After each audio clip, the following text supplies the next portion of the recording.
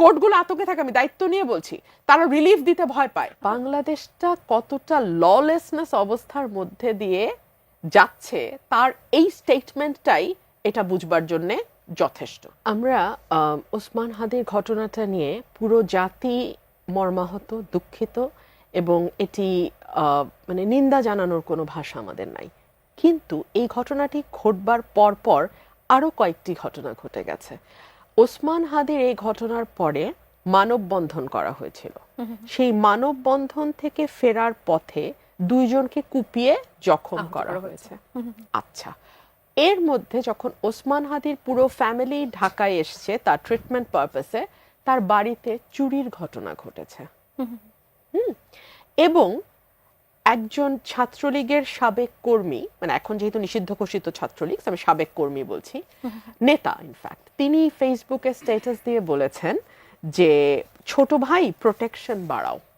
তিনি একজনকে উদ্দেশ্য করে বলেছেন যে এভাবে মোটর সাইকেলে একা একা ঘোরাঘুরি করো না, পরিণতি খুব ভয়াবহ হবে।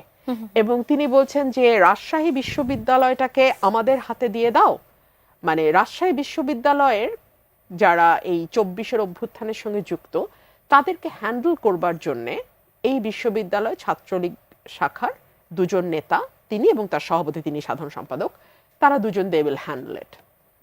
মনে থাকবে এক সপ্তাহ এখনো হয়নি, সজীব ওয়াজেদ জয় সাক্ষাৎকার দিয়ে বলেছেন যে বাংলাদেশে 26-এ কোনো নির্বাচন আওয়ামী লীগ হতে দেবে না, তারা বানচাল করবার সর্বোচ্চ চেষ্টা করবে, এবং এই বানচাল করবার জন্যে আইন শৃঙ্খলা পরিস্থিতিকেই তারা হাতিয়ার হিসেবে ব্যবহার করবে।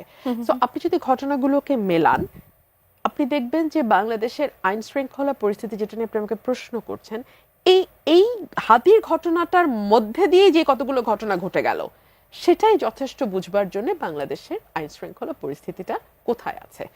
বাংলাদেশে এই মুহূর্তে সকল রাজনৈতিক দল মিলিয়ে 2-2.5 হাজার প্রার্থী মাঠে আছে। সকল রাজনৈতিক দল যদি আমরা ধরি, জামাত, এনসিপি, বিএনপি সহ সকল রাজনৈতিক দল, অ্যাটলিস্ট 1.5 থেকে 2 হাজার প্রার্থী মাঠে আছে। এই প্রার্থীদের মধ্যে হাদি নিজেও কিন্তু একজন প্রার্থী। তো এই প্রার্থীদের মধ্যে আপনি যদি টার্গেট কিলিং করেন 20 থেকে 25টা, অ্যাটলিস্ট শুট করেন, মরা বাঁচা তো আল্লাহর হাতে, শুট করেন, আপনি মনে করেন 26 সালে একটা নির্বাচন হতে পারবে? প্রার্থীরা কি বের হওয়ার মতন সেই অবস্থায় থাকবে?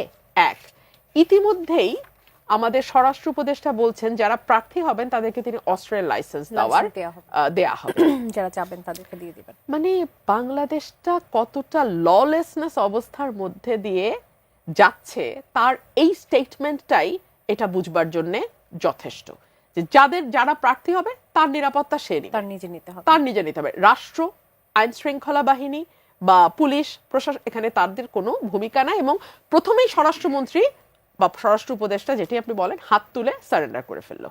আমরা আলোচনায় বসার আগে নিজেদের মধ্যে আলোচনা করছিলাম যে স্বরাষ্ট্র উপদেষ্টা হাদির কিলারকে ধরবার জন্য 50 লক্ষ টাকা পুরস্কার ঘোষণা করেছে অন দ্যাট ভেরি ডে।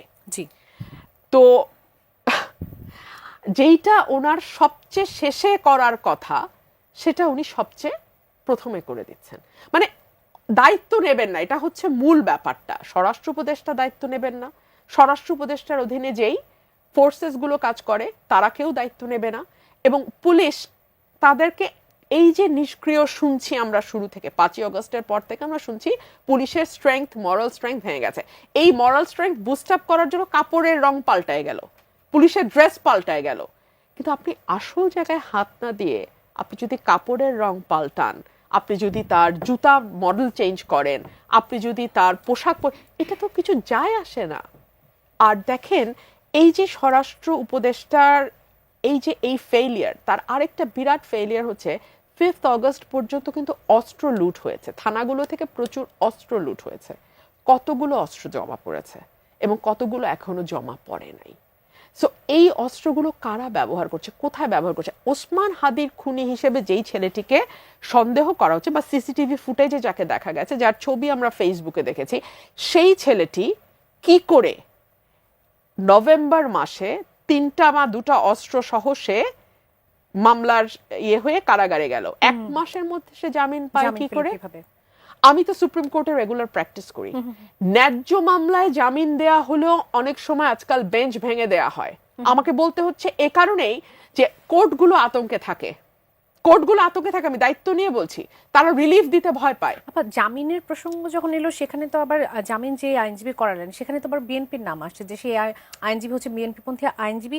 তাহলে কি তার মাধ্যমে কি সঠিক তথ্য পাওয়া সম্ভব যে কেন তাকে জামিন দেওয়া হলো বা কার প্রভাবে দেওয়া হলো? এখন তাহলে তো আরো বিনীত ভাই বলতে হয়, একটা সময় আমরা দেখতাম যে আওয়ামী লীগের আইনজীবীরা গেলেই জজ সাহেবরা ভয়ে হোক ভালোবেসে হোক যে করে হোক চোখ বন্ধ করে জামিনটা দিয়ে দিতেন।